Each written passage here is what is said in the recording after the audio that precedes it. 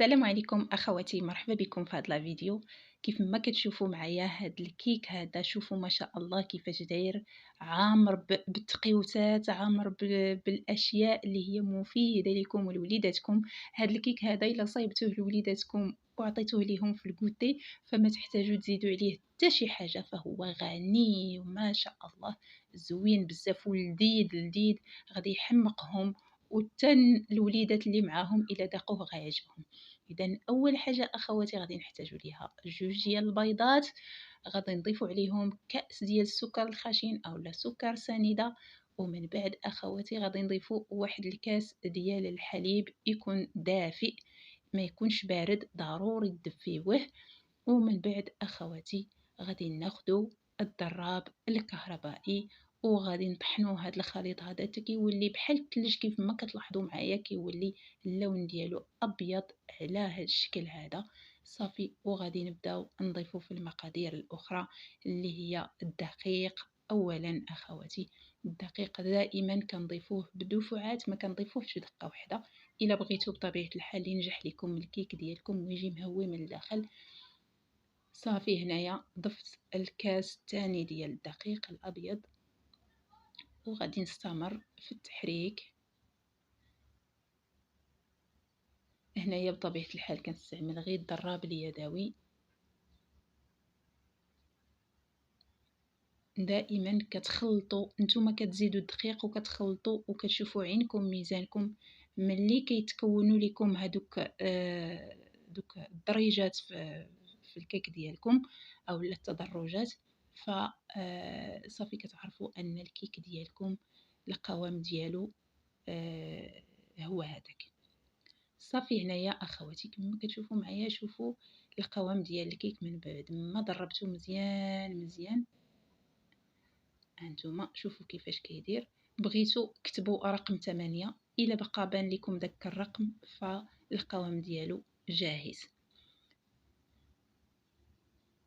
هنايا اخواتي غادي نضيفوا واحد نص معلقه ديال الزنجبيل اولا سكينجبير، غنضيفوا نص معلقه ديال القرفه، وغادي نعاود نحرك.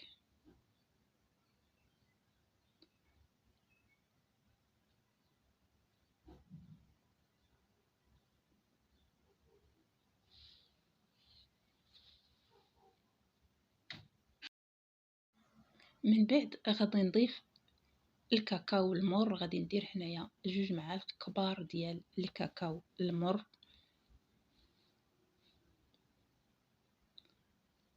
وغادي نعاود نخلط هذا الخليط ديالي. دائما اخواتي ملي كتضيفوا الكاكاو الكيك ديالكم ما خاصوش يكون قاصح من الاول، حيت الا ضفتوا الكاكاو راه غيولي لكم مخبز صافي. هنايا غادي نضيف اخواتي 14 غرام ديال بيكنج باودر اولا الخميره الكيماويه، ضروري خاصنا نغربلوها.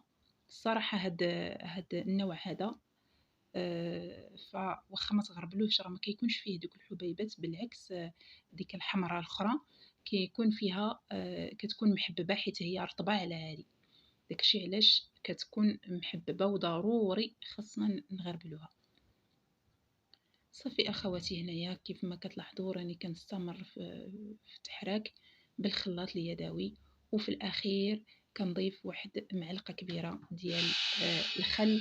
الخل بطبيعه الحال يكون خل عادي، ما خصوش يكون فيه لا الحامض لا حتى شي اضافات.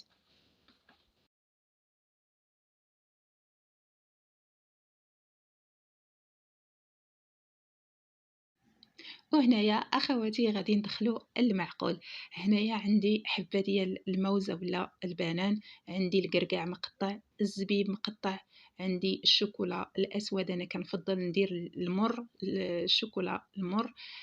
كندير واحد الحبه ديال الخيزو اولا الجزر محكوكه، وكندير واحد التفاحه حتى هي كنقطعها مربعات كيف ما درت البنان والشوكولا صافي. كندير معاه واحد المعلقه كبيره ديال الدقيق وكنحركو مزيان باش هاد الخليط هذا ملي كنضيفو ليه داك الدقيق ما كيهودش لينا لتحت ديال الكيك ولا القعر ديال الكيك، وكيبقى في القاع وما كيتوزعش لينا في الوسط ديال الكيك. داكشي علاش ضروري خاصنا نضيفو عليه واحد الكميه ديال الدقيق. بغيتو تغربلوه الا درتو كميه غير قليله، غير حاولوا تحركوه مزيان باش كيلصق داك الدقيق في العناصر صافي. ومن بعد تفرغوه في الخليط وكتحركوه غير بالفرشيطه على هذا الشكل هذا. غير بمجرد ما يدخلوا لي هاد العناصر هذه في الكيك ديالي صافي كنحبس التحرك باش ما يطفاش ليا هذيك، باش ما تطفاش ليا الخميره في الكيك ديالي. مباشره كناخذ المول ديالي كيف ما قلت لكم في لا فيديو الفايته، اللي دهنت بالزبده ورشيته بالدقيق ودرتو في الثلاجه ربع ساعه قبل ما نفرغ فيه هذا الخليط هذا. كنحرك هذا الخليط ديالي باش يوصل ليا الجوانب ديال المول صافي. ومباشرة من بعد أخواتي كنديرو في الفران، يا إما كديروا الفران اللي هو بارد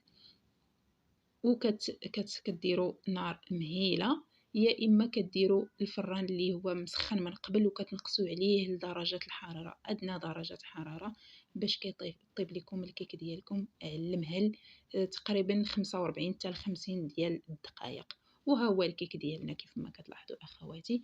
فهنايا راه باقي ما برد داكشي علاش ما حيدتوش.